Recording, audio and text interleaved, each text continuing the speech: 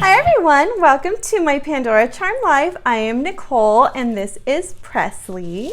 Welcome to my channel. Is that funny? Today I am going to be showing you guys how I put together this bracelet.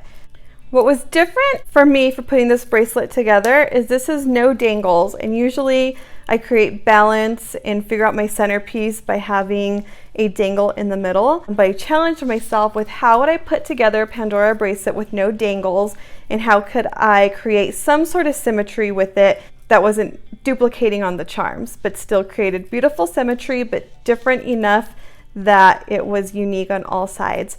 So stay tuned for a close-up look of how I put this bracelet together. All right, when you take a closer look at this bracelet, you can see that it is made up of a few different things. You can see where there is some balance in a few different places. One, each section has a Murano glass bead. Each section has something from Pandora Rose. Each section also has a Radiant Hearts charm. And probably one of my favorite things about this bracelet is each section has very old classic throwback Pandora silver pieces.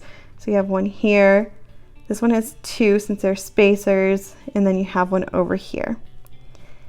And then each section has a heart. So that was kind of my thought process when I put this together of how can I get a balanced looking bracelet that had similar things in each section but weren't duplicate charms, and how do I style a bracelet where I have no dangles. Usually the dangles will determine the centerpiece of my bracelet. It helps to create balance, and so it was a challenge for me to put this together. We'll just go through what I have on here so you can see it in closer detail. This is on the Pandora Rose Classic Clasp bracelet. This is a 7.1 or a size 18. I do have a safety chain.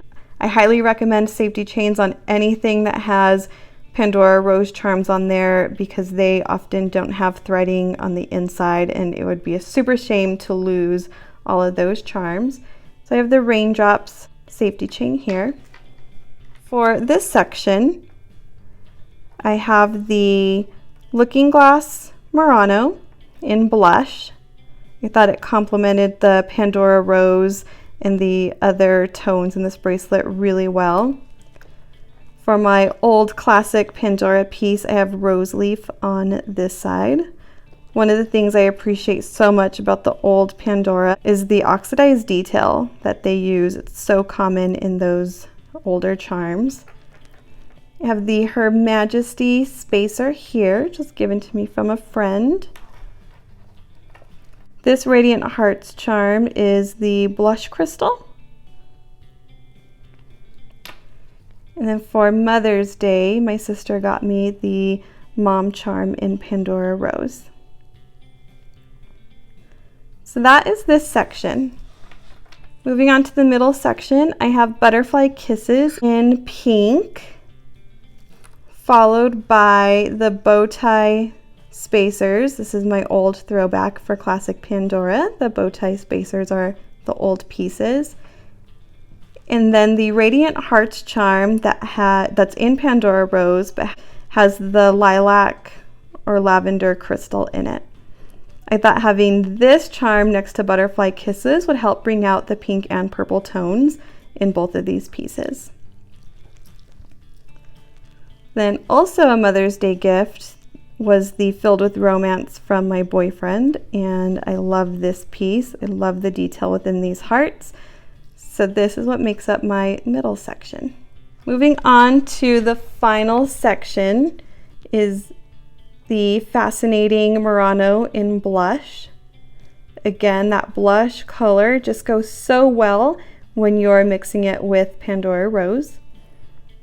My old throwback charm on here is the Vino charm that has grapes and grape leaves around it, a wine glass bottle, and a wine glass over there that's upside down. The Radiant Heart charm on here is the Pandora Rose with the blush crystal. And then it finishes off with the Glittering Hearts enamel charm. So the wonderful thing about this bracelet is I've always struggled on styling the Glittering Hearts charm just because it's kind of a peachy pink color and it's more peach than it is pink. So I thought it was such a good addition to put on this charm. Okay, now moving on to the clips. I originally had Pandora Rose clips on here, but in the most recent sale, the Cherry Blossom clips were on the sale and I picked them up. I didn't know what I was going to do with them, but I didn't want to pass on the sale. So the other night, as I was just finalizing the look of this bracelet, I switched these out with the clips and I absolutely love the way it ties everything together. There's cream tones within the Butterfly Kisses Murano. This is more creamy peachy than it is pink, and I feel like it ties everything together so beautifully. So this is my Pandora Rose mixed with some silver, and I'm absolutely in love with it. I am a huge fan of dangles, so for me to not have any dangles on a bracelet was like hard for me to decide to do, because even just having one dangle makes me really happy. But I'm really happy with the way this looks. I love the symmetry that's in there without being too symmetrical. How do you guys like to style your bracelets? Do you like to have an element of symmetry in there? Are you a must-have with the dangles?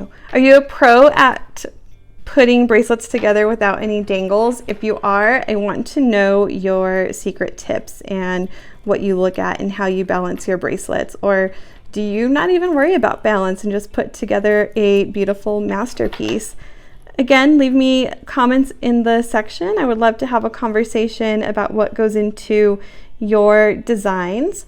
So thank you for tuning in and watching how I put together this beautiful bracelet to create some sort of symmetry, to make it look like it had some sort of balance, but again, not having to duplicate any of the charms. I hope you found this video useful. Leave me a comment below and tell me what you think. What would you have done differently when you put together this bracelet? If you like this video, please give me a thumbs up, leave me a comment, and of course, don't forget to subscribe. Presley, is there anything you would like to tell them before we go? Thanks guys for watching. See you next time. See you next time.